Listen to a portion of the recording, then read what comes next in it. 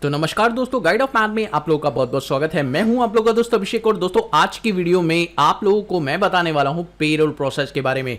जी हां, ये वीडियो उन लोगों के लिए है जो कि पहली बार पेरोल प्रोसेस फॉलो कर रहे हैं और अभी तक उन्होंने पेरोल का कोई भी काम नहीं किया है। तो अगर आप भी सीखना चाहते हैं पूरा कंप्लीट प्रोसेस पेरोल का, तो आज इस वीडियो को कंप्लीट देख लीजिए। वीडियो काफी बड़ा होने वाला है, लेकिन इसमें आपको कंप्लीट नॉलेज मिल जाएगी पेरोल प्रोसेस कैसे फॉलो करते हैं टैली के अंदर। तो ये 8 स्टेप्स हैं जो आप लोगों को यहां पर स्क्रीन पर दिखाई दे रहे हैं और इन 8 स्टेप को फॉलो करने के बाद आप लोग पेरोल के कंप्लीट प्रोसेस को खत्म कर सकते हैं। तो चलिए शुरू करते हैं आज की वीडियो और आपको ये सारे कॉन्सेप्ट समझाते हैं। तो सबसे पहले बात करते हैं पेरोल प्रोसेस के ये 8 स्टेप्स क्या क्या होते हैं। पहला, आपको एम्प्लॉय ग्रुप क्रिएट करना पड़ेगा कि आप टेक्निकल और नॉन टेक्निकल कौन से डिपार्टमेंट में काम करते हैं। उसके अलावा आपको एम्प्लॉय क्रिएट करना पड़ेगा जिसकी ये सारी डिटेल्स आप लोगों को डालनी पड़ेगी जो कि मैंडेटरी होती है। उसके अलावा आपको अटेंडेंस के टाइप्स बनाने पड़ेंगे कि आप कंपनी में किस तरह की अटेंडेंस लगवाते हैं, यानी ओवर टाइम, प्रेजेंट, एब्सेंट। इसके अलावा भी और अटेंडेंस लगती हैं, लेकिन फिलहाल हम ये 3 कंसिडर करके चलेंगे। उसके अलावा पे हेड्स की बात करें तो कंपनी में आपको क्या क्या मिल रहा है, कौन कौन सी चीजें बेनिफिट्स के रूप में आपको प्रोवाइड हो रही हैं, वो सारी चीजें भी आपको यहां पे बनानी पड़ेगी। उसके बाद आप लोगों को डिक्लेयर करनी पड़ेगी अपनी सैलरी कैसे डिक्लेयर करेंगे, जो भी आपने एम्प्लॉय बनाया है उनको क्या क्या पे हेड्स मिल रहे हैं, यानी कौन कौन सी चीजें मिल रही है। उसके बाद आपको अटेंडेंस चढ़ानी है और सैलरी ड्यू करनी है, पीएफ ड्यू करना है, ईएसआई ड्यू करना है और फाइनली आपको सैलरी पेमेंट कर देनी है। और ये सारा काम आप लोगों को एक ही प्रोसेस के अंदर करना है। तो चलिए इस वीडियो को कंप्लीट देखते ही आप लोगों को सारे स्टेप्स के बारे में आइडिया हो जाएगा। चलिए शुरू करते हैं सबसे पहले स्टेप से। तो यहां पर हमने टैली में कंपनी बना ली है, तो इस कंपनी को मैंने प्रिपेयर कर लिया है। इस कंपनी के अंदर सबसे पहला काम आपको पेरोल का फीचर ऑन करना होगा। तो ये फाइल अगर आप चाहते हैं जो मैंने आपको यहां पर दिखा रखी है, तो इस फाइल को अगर आप चाहते हैं तो मुझे कमेंट करके जरूर बताइए। मैं आपको ये फाइल प्रॉपरली शेयर कर दूंगा। अपनी कमेंट में मेल आईडी जरूर मेंशन करिए जिससे कि मैं आप लोगों को ये फाइल शेयर कर सकूं। तो प्लीज चलिए वीडियो शुरू करते हैं। तो दोस्तों आज की वीडियो में सबसे पहले हम लोग यहां पर अपनी शीट को देखते हैं। तो यहां पर मेरे पास काफी सारी शीट्स बनी हुई है जिसमें डेटा 1, डेटा 2, डेटा 3, डेटा 4 इस फाइल के भी फॉलो करेंगे तो बहुत ही अच्छी बात है, आप कर सकते हैं बहुत ही आराम से। तो चलिए देखते हैं, डेटा 2 पर चलते हैं और यहां पर सबसे पहला काम आपको क्या करना है दोस्तों, यहां देखिए, अगर आप देख पा रहे हैं तो सबसे पहले आपको कंपनी के अंदर फीचर ऑन करना पड़ेगा F11 से। किस चीज का फीचर? आपको F11 से फीचर ऑन करना पड़ेगा पेरोल का। तो यहां पर चलते हैं, सबसे पहला काम ये कर लेते हैं। तो यहां टैली पर आइए, F11 बटन प्रेस कर दीजिए। उसके बाद आप सबसे पहले यहां पर पेरोल के प्रोसेस को यस करेंगे। तो यहां मैं नीचे आ रहा हूं और यहां पे आप देख सकते हैं पेरोल के प्रोसेस को मैंने यस कर दिया है। उसके बाद स्टैट्यूटरी डिटेल जो भी पेरोल से रिलेटेड है उसे भी यस कर दीजिए। यस करने के बाद ये डिटेल्स अगर आपको कंपनी में गिवन है तो आप भर दीजिए, अदरवाइज जरूरत नहीं है। तो यहां देखिए ये डिटेल्स मैंने नहीं भरी हुई है, अगर आपको प्रोवाइडेड है कंपनी की तरफ से तो आप भर सकते हैं। फिलहाल यहां पर एंटर प्रेस करते हैं और डिडक्टर टाइप आपको चेंज करना इसलिए जरूरी है क्योंकि यहां पर आप चाहते हैं कि आप प्राइवेट कंपनीज के काम को करें, तो यहां पर आप अदर्स ले लीजिए क्योंकि आप जिसको फॉलो कर रहे हैं, जो रूल्स फॉलो करेंगे वो प्राइवेट कंपनी के फॉलो करेंगे, इसलिए आप यहां पर अदर्स सिलेक्ट करिए क्योंकि गवर्नमेंट कंपनी में कई सारी चीजें माफ होती हैं। तो फिलहाल एंटर प्रेस करते हैं और एंटर प्रेस करके इसे एक्सेप्ट कर लेते हैं। तो ये हमारा पहला स्टेप हो चुका है, हमने फीचर को ऑन कर लिया है। चलिए दोस्तों बात करते हैं दूसरे स्टेप की और दूसरे स्टेप में हम लोग को एम्प्लॉय क्रिएट करना पड़ेगा, लेकिन उससे पहले भी हमें एम्प्लॉय के ग्रुप क्रिएट करने पड़ेंगे। जैसा कि आप देख रहे हैं मेरी स्क्रीन पर, यहां पर आपको ऑल्टर सेक्शन में जाकर टेक्निकल और नॉन टेक्निकल 2 तरह के ग्रुप क्रिएट करने पड़ेंगे। तो चलिए देखते हैं, यहां ऑल्टर सेक्शन पे चलते हैं और यहां पर आप लोगों को सबसे पहले एम्प्लॉय ग्रुप क्रिएट करना होगा। तो क्रिएट पे चलिए और यहां पे सबसे पहला एम्प्लॉय ग्रुप आप बनाइए टेक्निकल, और सिंपल तरीके से आपको बनाना है। यहां पे आप टेक्निकल दीजिए और एंटर प्रेस करके इसे एक्सेप्ट कर लीजिए। इसी तरह से आप नॉन टेक्निकल भी बनाइए और नॉन टेक्निकल बना इसे एंटर प्रेस करके एक्सेप्ट कर लीजिए। तो ये आपके 2 काम हो चुके हैं, आपके ग्रुप क्रिएट हो चुके हैं। आप एस्केप करके आप बाहर आ सकते हैं और अब आपका काम शुरू होता है दोस्तों यहां पर, और यहां पर आपको एम्प्लॉइज क्रिएट करने हैं। और जैसे कि आप देख रहे हैं मेरी स्क्रीन पर, यहां पर एक एम्प्लॉय है जिसकी मैंने पूरी डिटेल्स आपको दिखा रखी है। आप चाहें तो इस तरह से डिटेल्स बनाकर एक एम्प्लॉय क्रिएट कर सकते हैं। मैं यहां पर 5 एम्प्लॉइज क्रिएट करता हूं और फिर मैं आपको बता रहा हूं ये सारी चीजें।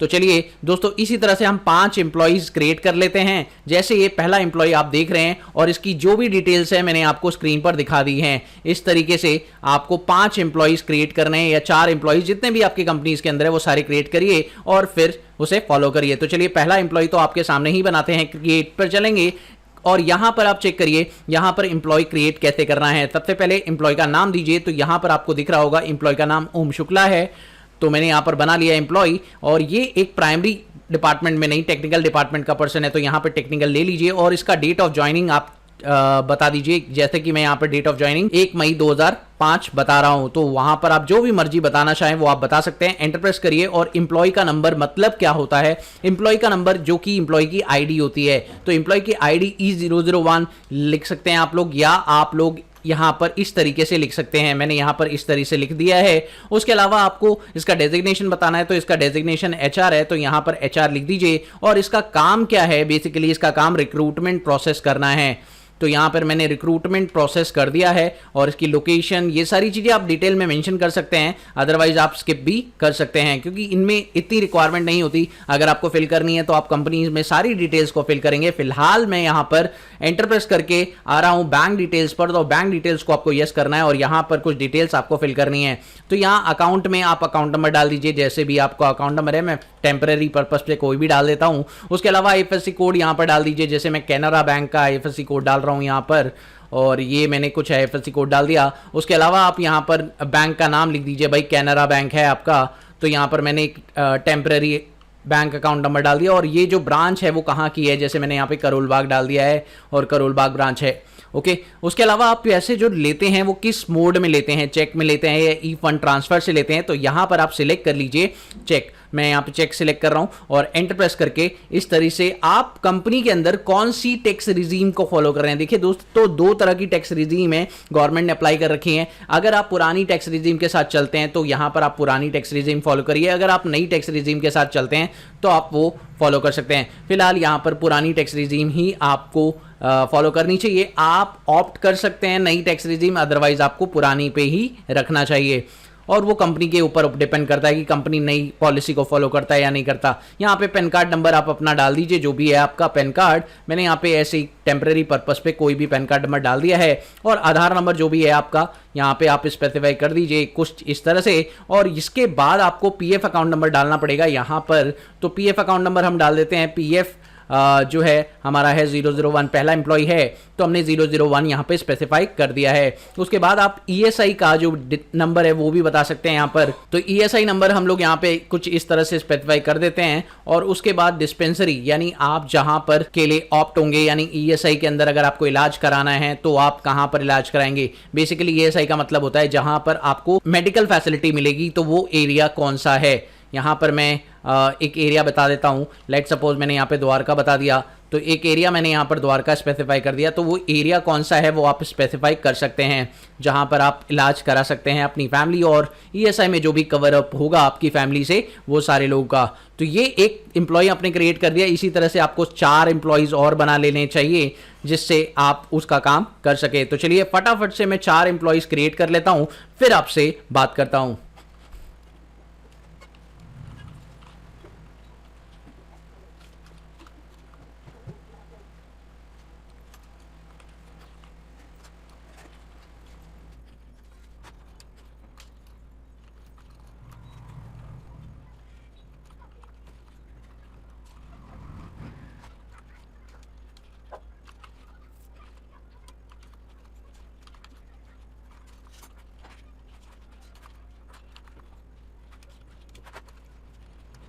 तो दोस्तों इस तरह से हमने सारे के सारे एम्प्लॉयज़ बना लिए हैं। अब हमारे सारे एम्प्लॉयज़ तैयार हैं। यहाँ पर मैंने 4 एम्प्लॉयज़ क्रिएट कर लिए हैं, 2 नॉन टेक्निकल के और 2 टेक्निकल के।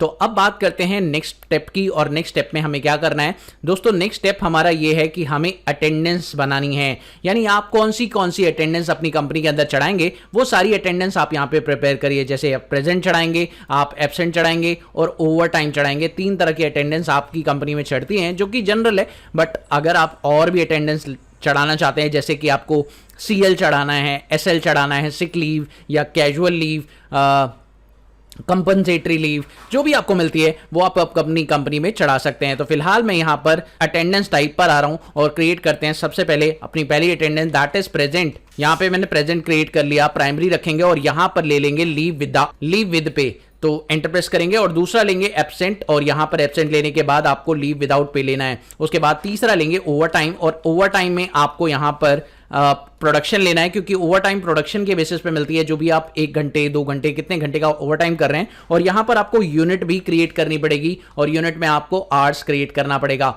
बेसिकली ओवर टाइम के बेसिस पर, ओवर टाइम में आपको आवर्स के बेसिस पर जो है पेमेंट मिलती है।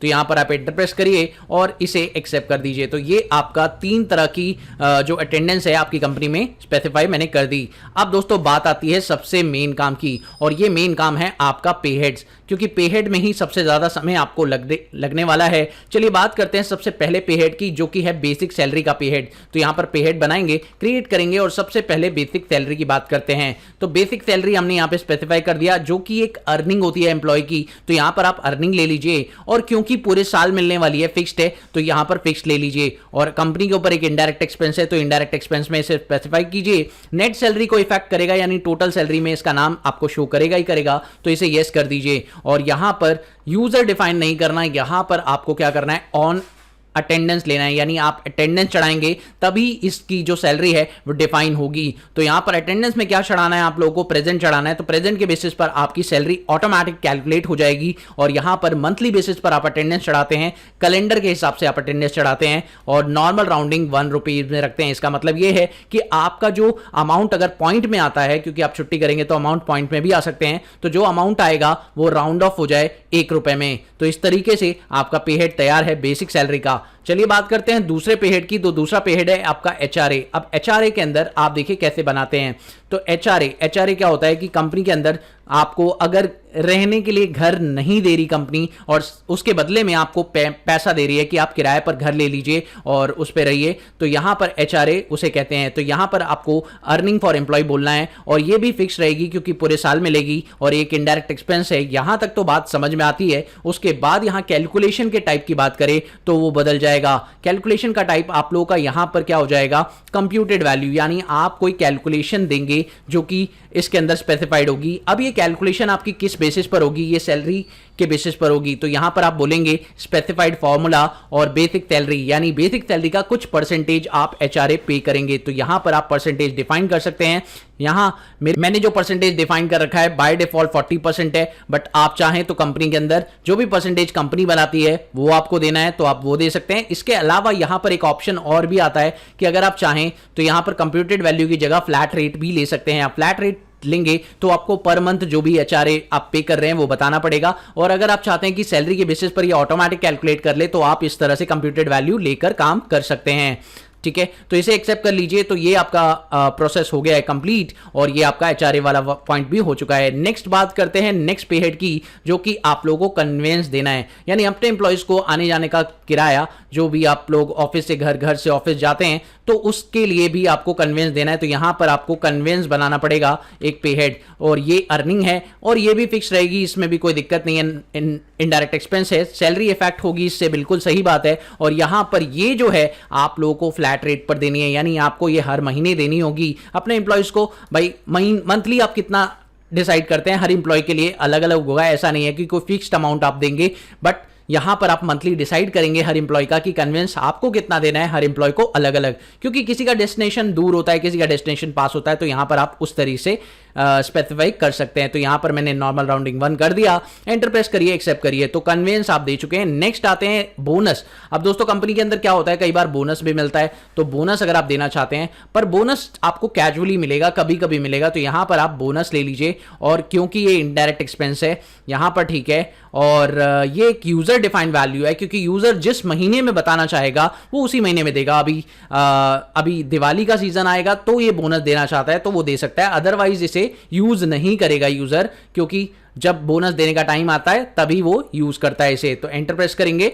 और कंपनी ज्यादा अच्छी अचीवमेंट कर लेती है तो वो बोनस देता है। तो फिलहाल इस पे हेड को बना तो लिया जाता है, लेकिन इसे यूज रेयरली किया जाता है। एंटर प्रेस करते हैं, एक्सेप्ट कर लेते हैं। उसके बाद आते हैं नेक्स्ट स्टेप पर। तो नेक्स्ट स्टेप में ओवर टाइम की बात करें तो ओवर टाइम आपको पता ही है कंपनी के अंदर मिलता ही मिलता है। तो अगर ओवर टाइम आप कर रहे हैं तो ये भी एक अर्निंग होती है, लेकिन ये फिक्स नहीं होती है, वेरिएबल है, क्योंकि बेसिकली आप समझ चुके हैं, क्योंकि ये टाइम टू टाइम चेंज होगी। और ये एक इनडायरेक्ट एक्सपेंस है, सिंपल सी बात है। और यहां पर ये प्रोडक्शन के ऊपर बेस्ड है, जैसे ही प्रोडक्शन होगा, जैसे ही मतलब जितने घंटे वो काम करेगा उसके बेसिस पर उसे सैलरी मिल जाएगी। तो यहां पर आपको नॉर्मल राउंडिंग 1 ले लेना है। तो इस तरीके से आप ओवर टाइम का भी पे हेड बना लेते हैं। तो दोस्तों ये था आप लोगों का पे हेड जो मैंने बनवा दिया आप लोगों को बेसिक तरीके से। चलिए बात करते हैं कुछ और पे हेड की जो स्पेशल पे हेड्स हैं पीएफ से रिलेटेड, लेकिन इसे बनाने से पहले आपको इसके बारे में कुछ समझना पड़ेगा। दोस्तों पे हेड जो होते हैं पीएफ के, उसमें आपको दो तरह के पे हेड्स बनाने पड़ते हैं, एक आपका एम्प्लॉय की साइड से, एक आपका एम्प्लॉयर की साइड से।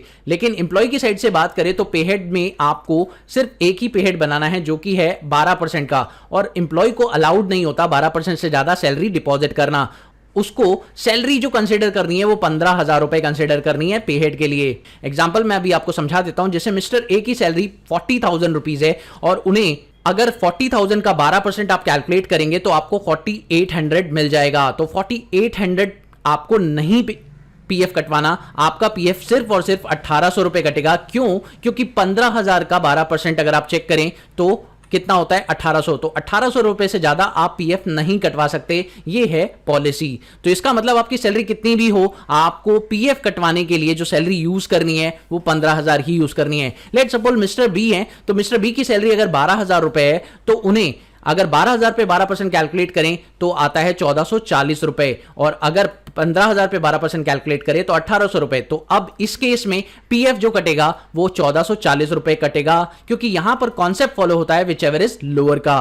तो समझ गए दोस्तों। उसके अलावा अगर बात करें तो इंप्लॉयर भी सेम अमाउंट ऑफ कंट्रीब्यूशन करता ही है जितना एम्प्लॉय करता है, और उसे कितना करना पड़ता है, उसे दो तरह से करना पड़ता है इन्वेस्ट, एक पीएफ में 3.67% और एक 8.33% ईपीएस में। तो वो दो तरह से इन्वेस्ट करता है, लेकिन एम्प्लॉय जो है वो एक ही जगह इन्वेस्ट करता है। तो चलिए बात करते हैं इन पे हेड्स को बनाने का तरीका क्या होता है, इसे फॉलो करते हैं।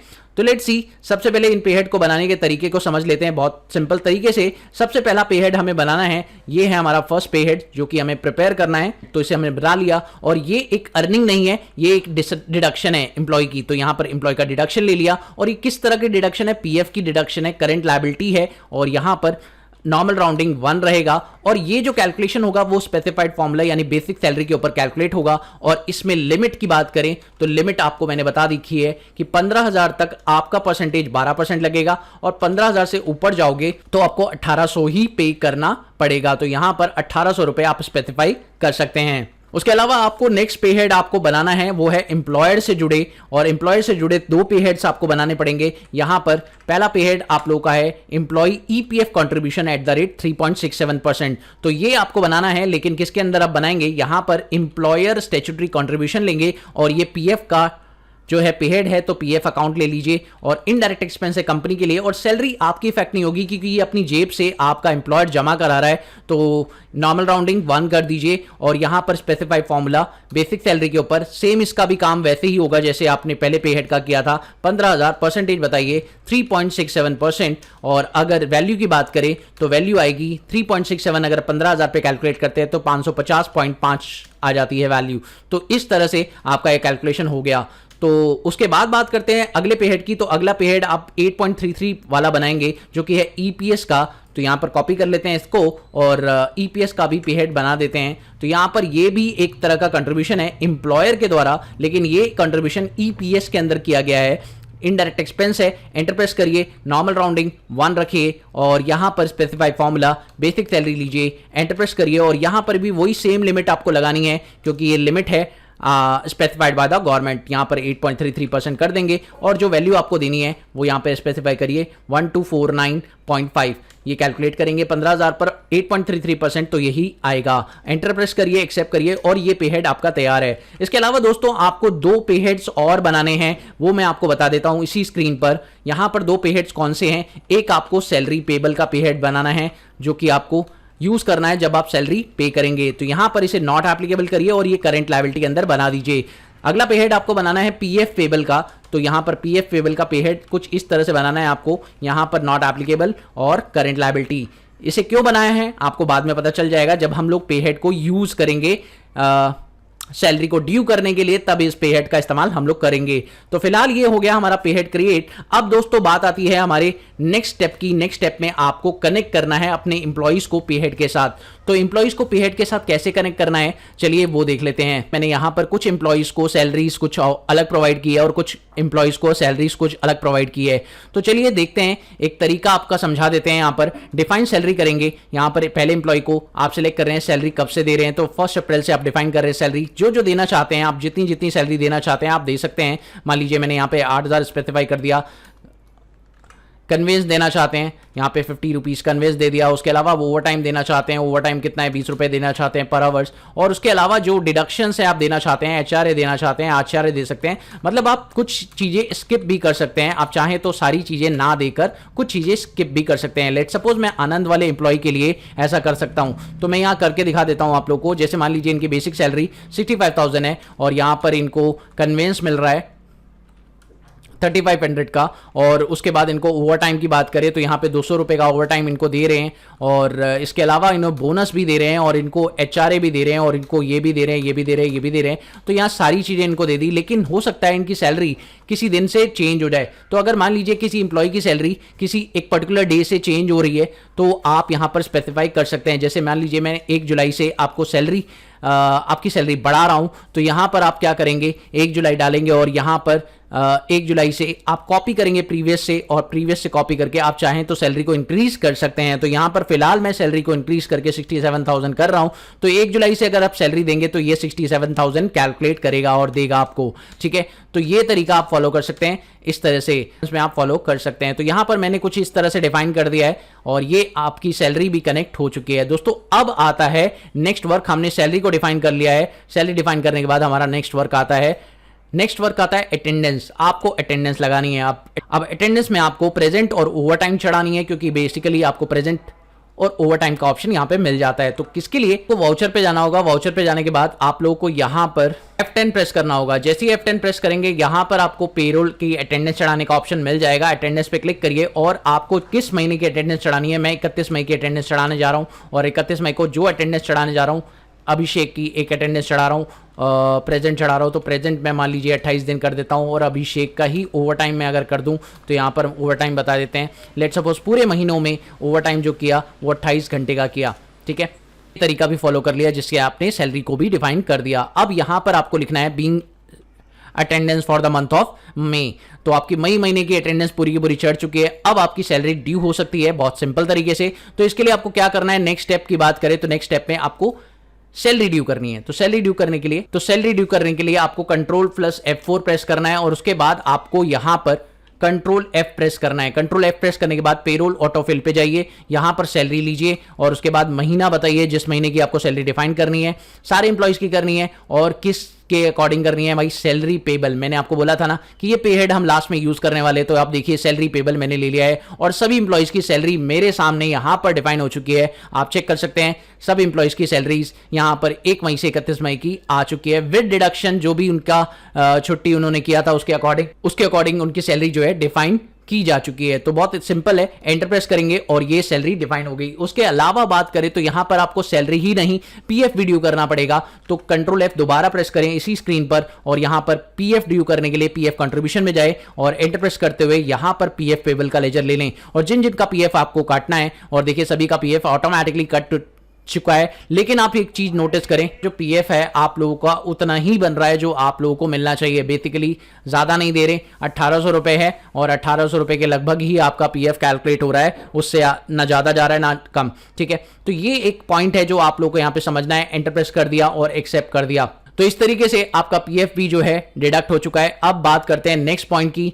तो नेक्स्ट पॉइंट में आपको क्या करना है, पेमेंट करनी है सैलरीज की। तो सैलरी की पेमेंट करने के लिए सिंपली F5 प्रेस करेंगे और यहां पर पेमेंट नॉर्मल तरीके की नहीं है तो Ctrl F प्रेस करें और पेरोल ऑटोफिल, यहां पर सैलरी की पेमेंट करनी है और एंटर प्रेस करना है और सारे के सारे इंप्लॉइज की करनी है।